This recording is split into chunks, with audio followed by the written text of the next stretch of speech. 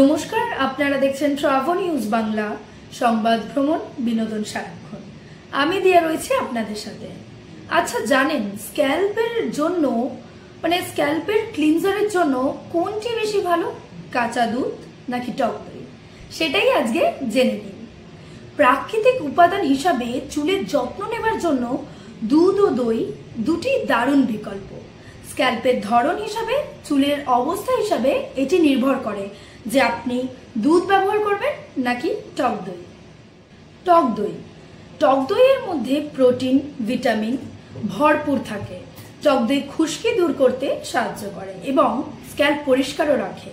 এবং টক দইয়ের মধ্যে পিএইচআই ভারসাম্য বজায় রাখতে সাহায্য করে। এতে থাকা ল্যাকটিক অ্যাসিড মৃত কোষ ও ময়লা দূর করতে সাহায্য করে। আচ্ছা, কিভাবে টক দই ব্যবহার করবেন? ফাটানো দই স্ক্যাল্পে লাগিয়ে 20 থেকে 30 মিনিট রাখুন, তারপর হালকা শ্যাম্পু করে ধুয়ে নেবেন। এবার আসি কাঁচা দুধের কথায়। শুষ্ক বা রুক্ষ চুল দুধ প্রাকৃতিক কন্ডিশনের মতো কাজ করে। এতে থাকা প্রোটিন ও ভিটামিন চুলে পুষ্টি যোগায়, জট কমায় ও উজ্জ্বলতা বাড়ায়। এবার কাঁচা দুধ কিভাবে ব্যবহার করবেন? শ্যাম্পুর পর গোড়া থেকে একদম ডগা পর্যন্ত দুধ লাগিয়ে 10 থেকে 15 মিনিট রেখে ধুয়ে ফেলুন। এবার রইল কিছু টিপস।